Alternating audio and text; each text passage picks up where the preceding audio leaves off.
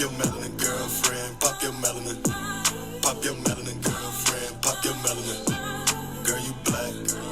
And you beautiful. Girl, you black. And you beautiful. Hey everyone.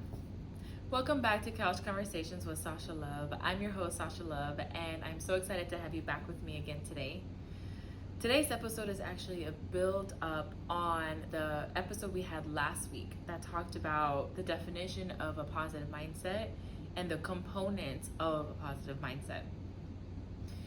Today, I want to do two things. First, I want to talk about ways I'm learning to implement a healthier mindset into my own life.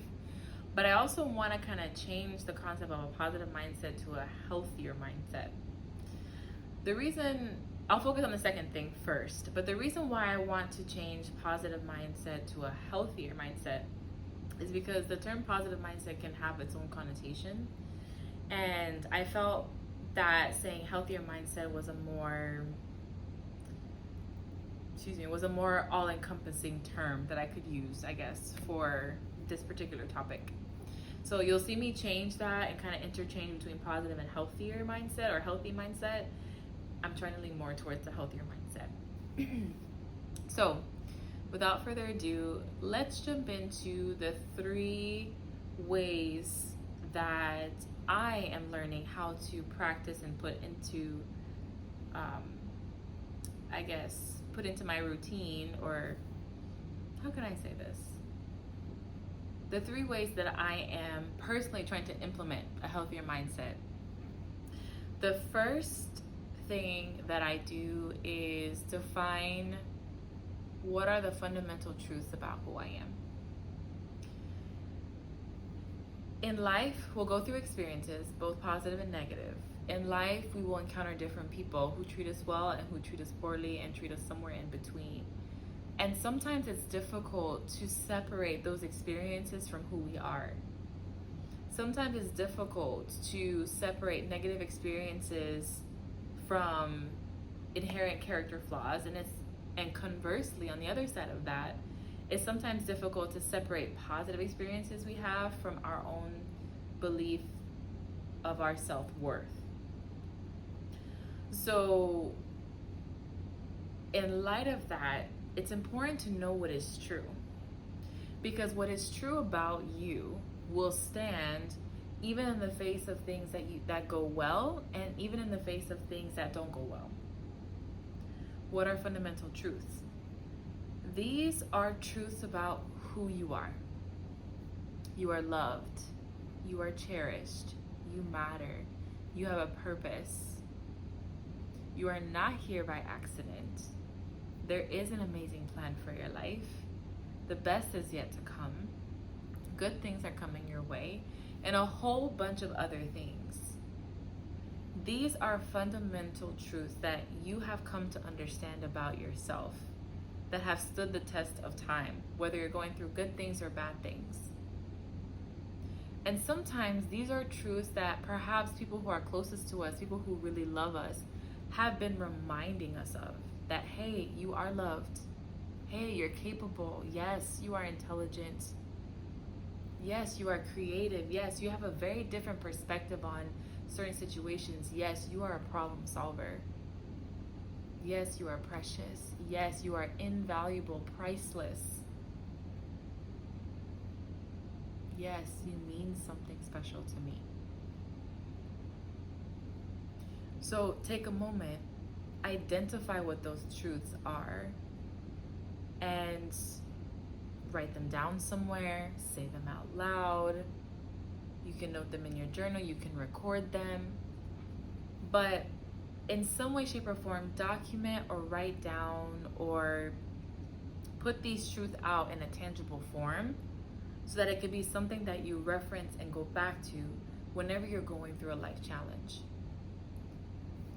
So the second thing is knowing who you are, knowing who you truly are. This can be difficult at times to do because sometimes we have a warped perception of who we are. Either we think we're so great and perfect and incapable of making a mistake, often blaming others when things go wrong, or we have a very negative, self-deprecating view of ourselves where we feel like we're inconsequential, that we're nothing, that we mean nothing, we're incapable of anything good. And some of us fall somewhere in the middle with some distortion, some reality, some mix of the two. So for this one, it may take a bit of time and it may take a challenge, but it's important to strip away what things have been done to you, what things have you experienced, and sit down with yourself and really explore and understand who you are. You are human. You are fallible. But you are also unique and special. You have gifts and talents and skills. The way that you do things, the way that you move through life, the people that are in your life are special, are different, unique. Who are you? What are your weaknesses? What are your strengths? What can you do exceptionally well? What are you pretty good at? What comes naturally to you? And what are your weaknesses? What are you afraid of?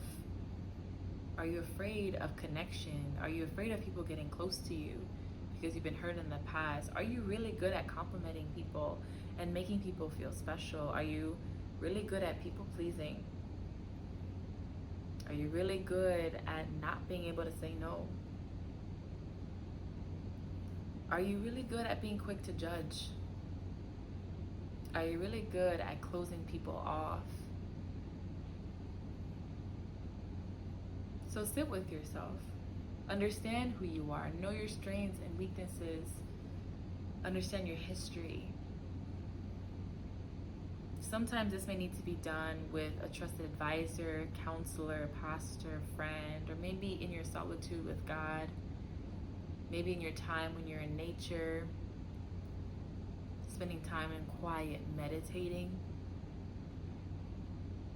Regardless of where you are or how you choose to do it, take the time to know who you are so that when you are faced with situations in life, you can always go back to not just the truth of who you are, but an understanding of who you really authentically are as well. And the third thing is practice.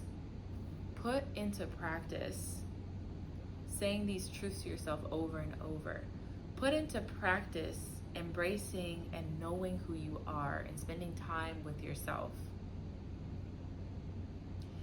Practice seeing life, viewing yourself from a healthy mindset based on truth and based on who you really are. And what inherently comes with practice is giving yourself grace and compassion. Something you'll hear me say often, but giving yourself grace and compassion to fall. To give yourself room to say, you know what? I didn't really do a good job having a healthy mindset. In fact, I spent a lot of time in a negative mindset today or this week or this month or this year, but I'm willing to try again. I'm willing to learn. I'm willing to grow. I'm willing to start living and make efforts towards living from a healthier mindset.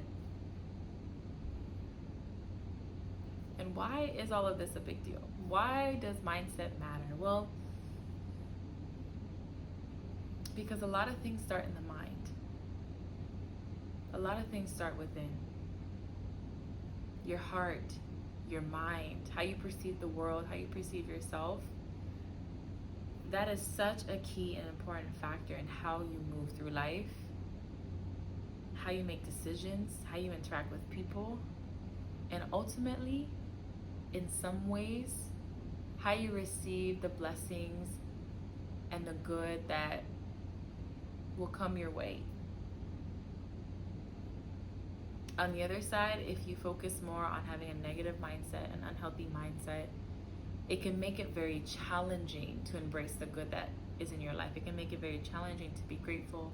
It can make it very challenging to overcome difficult emotions such as depression, anxiety, stress.